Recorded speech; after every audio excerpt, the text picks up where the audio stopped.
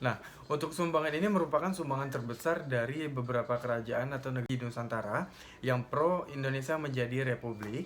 Jadi 13 juta gulden itu merupakan angka yang sangat besar. Kalau sekarang itu estimasinya sekitar 69 juta euro atau lebih dari 1 triliun. Wow, amazing. Halo semuanya, selamat datang kembali di DQ YouTube and Story. Jadi di episode gua kali ini, Jadi di cerita gua kali ini, gue tuh bakal ngebawain yang namanya fakta sejarah ngelengkapi dari YouTube gue. Jadi bukan cuma horor, bukan cuma misteri horor, tapi juga fakta sejarah, konspirasi, semuanya lengkap. Ya. Nah, ini tuh menurut gue keren banget, menarik banget cerita yang gue bawain kali ini. Karena ini tuh gue sama sekali belum tahu dan gue belum dapat informasi dari manapun. Dan kemarin gue baru dapet itu ketika gue lagi nyantai, lagi iseng. Ternyata gue lagi buka-buka sosmed, oh ada fakta ini. Masyarakat Riau ini bagus banget, keren banget, dan kalian luar biasa. Jadi kenapa gue bilang ini tuh keren banget, menarik banget, karena ini sumpah gue serius, gue baru tahu banget ini. Buat kalian juga wajib tahu, yang belum tahu ya. Kalau gue sendiri walaupun gue sempat walaupun gue satu pulau di Sumatera, tapi gue baru tahu loh fakta ini. Dan sebagai orang yang juga suku Melayu, gue bangga, sumpah gue bangga dengan ini ya. Kenapa gue dari tadi ngemuji banget, mengagumi banget ini. Buat kalian jangan lupa untuk nonton videonya ini, jangan sampai di skip biar kalian tahu faktanya seperti apa. Nonton sampai habis dan jangan lupa kalian subscribe, like dan share ke teman-teman kalian biar tahu informasi baru dan terus mendukung channel gue biar terus berkembang.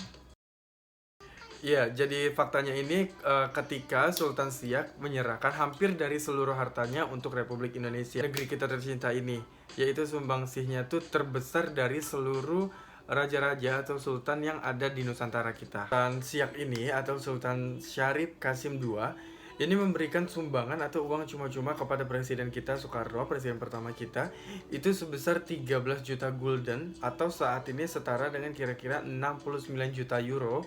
Kalau dirupiahkan itu menjadi lebih dari 1 triliun rupiah. Ya, untuk di artikel ini gue dapatnya di 1 triliun rupiah lebih. Kalau di artikel lain itu ada nilainya tuh 1.000 triliun. Gue nggak tahu yang mana yang benar, tapi ini luar biasa banget. Jadi hampir dari seluruh hartanya. Jadi bukan cuma uang. Dia mau menyerahkan juga mahkotanya bertatakan berlian, itu diserahkan juga kepada negeri kita tercinta ini demi lahirnya Indonesia baru. Pamornya ini memang mungkin kalah dengan raja-raja yang di Nusantara kita ini yang pro ke Republik seperti halnya dari Yogyakarta maupun di Pontianak. Tapi di sini gue bakal ceritain. Jadi Sultan Syarif Kasim II ini lahir di Siak, Sri Indrapura, Riau pada tanggal 1 Desember 1893 pada saat zaman kolonial Belanda ya. Jadi ketika dia lahir pun, dia dewasa, dia bertumbuh, dia sudah menempatkan diri sebagai penentang kaum penjajah atau kolonial ya.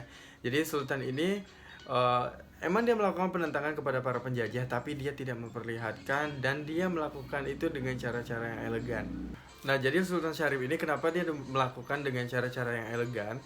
Karena dia tahu nih, ketika dia mau melawan secara fisik, dia nggak bakalan mampu. Ketika dia barbar atau frontal pun sama aja dia bunuh diri atau cari mati ya. Apalagi sebelumnya Kesultanan Siak ini masih terikat perjanjian oleh para pendahulunya tersebut dengan para kolonial atau Belanda ini. Nah, perjanjian ini dibuat jauh sebelumnya oleh para pendahulunya, yaitu Sultan Said Ismail dan kakek buyutnya Syarif Kasim II, yang terpaksa menandatangani Traktat Siak yang isinya sangat menguntungkan pihak Belanda. Traktat Siak ini merupakan konsekuensi yang dijalani Said Ismail karena meminta bantuan Belanda untuk mengusir mundur pihak Inggris dari Riau pada pertengahan abad ke-19. Ya, jadi karena perjanjian itu, setelah ia dinobatkan menjadi sultan di tahun 1915, ia menggalakkan pembangunan di wilayahnya. Nah, jadi Sultan Syarif Kasim justru berupaya meningkatkan kualitas sumber daya manusia, terutama khususnya itu rakyat Siak, melalui pendidikan agar mengejar ketertinggalan dari orang-orang Belanda. Nah, Sultan Syarif Kasim pun mendirikan sekolah dasar untuk mengimbangi Holland Inland School HIS atau milik Belanda yang hanya menerima murid-murid dari kalangan tertentu. Tujuan dari Sultan membangun sekolah dasar ini supaya seluruh lapisan masyarakat, anak-anak seluruh lapisan masyarakat tuh bisa mendapatkan atau mengenyam pendidikan yang sama. Jadi tidak tertinggal dari pihak Belanda dan tidak cuma dari anak bangsawan doang yang bisa justru supaya rata dan semua masyarakatnya tuh pintar. Dan ini merupakan salah satu strategi cerdik yang dilakukan oleh Sultan Syarif ini supaya pelan-pelan mereka tuh untuk melawan atau mengimbangi dari pihak Belanda. Adapun kurikulumnya ini memadukan antara kurikulum agama, nasionalisme, dan ilmu-ilmu pengetahuan. Makanya didirikanlah ini Madrasah Taufikiyah Al-Hashimiyah pada tahun 1917. Jadi bukan cuma Sultan doang nih yang bikin sekolah atau sekolah dasar ini ya, tapi permaisurinya atau Syarifah Latifah juga mendirikan sekolah khusus perempuan pertama di Riau ya. Sekolah ini bernama Latifah School yang resmi didirikan pada tahun 1926. Sayangnya Latifah ini keburu meninggal, jadi perjuangannya dilanjutkan oleh permaisuri kedua yaitu Tengku Maharatu.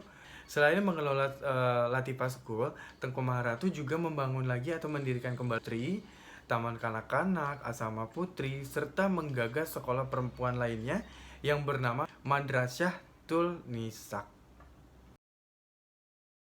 Sultan Syarif ini terus melakukan pemberontakan diam-diam atau menentang Belanda secara diam-diam.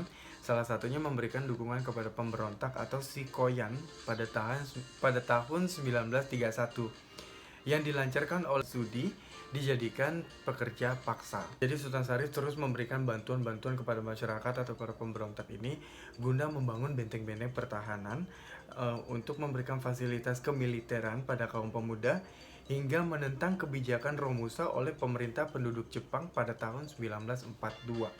Beberapa pekan setelah proklamasi Indonesia pada tahun 17 Agustus 1945, Sultan Syarif mengirimkan kawat kepada Presiden Soekarno. Kawat ini tertanggal 28 November 1945 itu menyatakan bahwa Kesultanan Siak Sri Indrapura berdiri teguh di belakang Republik Indonesia. Dan kawat tersebut dikirimkan bersamaan dengan kesediaan Sultan menyumbang uang sebesar 13 juta gulden untuk mendukung berdirinya Indonesia, berdirinya Republik. Nah, untuk sumbangan ini merupakan sumbangan terbesar dari beberapa kerajaan atau beberapa raja-raja yang ada di Nusantara yang pro Indonesia menjadi republik, ya, dari Nusantara menjadi republik. Dan ini merupakan sumbangan terbesar dari seluruh raja-raja yang ada di Nusantara, ya. Jadi 13 juta gulden itu merupakan angka yang sangat besar. Kalau sekarang itu estimasinya sekitar 69 juta euro atau lebih dari 1 triliun. Wow. Amazing. Makanya gue bangga banget nih, keren banget. Ternyata yang nggak pernah kita dengar, yang pamornya kurang terdengar, ternyata itu memberikan sumbangsi yang sangat-sangat besar. Nah, sebulan setelahnya pun Sultan Syarif Oktober 1945 dia memprakarsai terbentuknya Tentara Keamanan Rakyat atau TKR, ya, dan Barisan Pemuda Republik di Siak Indrapura. Pembentukan badan-badan perjuangan ini disertai dengan rapat umum yang digelar di istana dan mengibarkan bendera merah putih. Dalam kesempatan ini pun Sultan Syarif bersama dengan rakyat Siak Sri Indrapura dan tokoh-tokoh masyarakat ini mereka mengucapkan ikrar setia mempertahankan kemerdekaan Indonesia sampai dengan titik darah penghabisan. Kita setelah kemerdekaan itu kita tuh belum sepenuhnya merdeka, ya. Jadi terbukti pada saat keputusan ini diambil, Sultan beserta dengan rakyat Siak itu kan bergabung menjadi Republik Indonesia, ya. Ternyata keputusan ini tuh membuat Belanda dan para sekutu yang datang kembali setelah kita merdeka itu mereka marah besar dan mereka pun melayangkan ancaman kepada Sultan. Karena ancaman ini, Sultan diungsikan sampai ke Aceh, diselamatin dulu dari Aceh karena membuat Belanda beserta sekutu itu marah. Sebelum Sultan pergi atau mengungsi ke Aceh, ternyata Sultan terlebih dahulu menyerah istana beserta hampir dengan seluruh kekayaan beliau, beserta dengan mahkota rajanya pun diberikan kepada pemerintah Republik Indonesia. Pun masih menyuarakan dukungan terhadap Republik Indonesia dari Aceh, termasuk membujuk para raja-raja Sumatera untuk berpihak kepada Republik.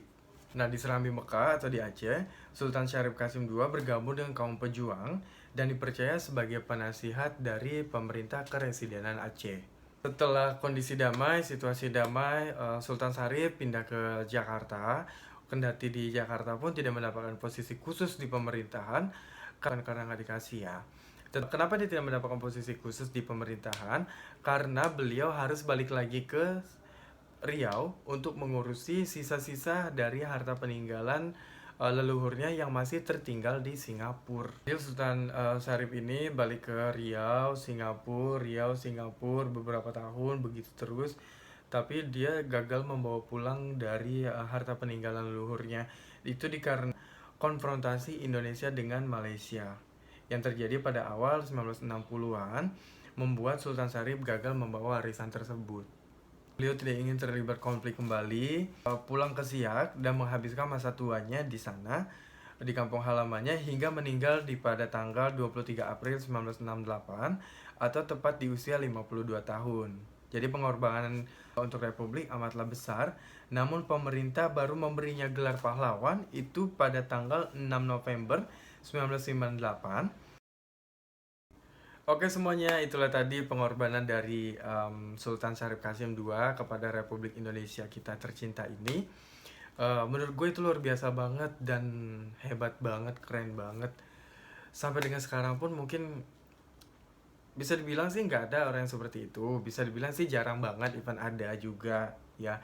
Hampir seluruh harta kekayaannya guys, ya guys, hampir seluruh harta kekayaan beliau bahkan dengan mahkota yang bertatakan berliannya pun diserahkan kepada pemerintah Republik Indonesia guna mendukung berdirinya Republik Indonesia ini. Oke semuanya, terima kasih yang udah nonton video gua, yang terus nonton video gua, yang udah klik video gua. Jangan lupa kalian subscribe, like, dan share. Dan gua terus menunggu komen positif kalian yang membangun channel gua dan bisa terus menghibur kalian semua. Terima kasih udah menonton, thank you banget, bye.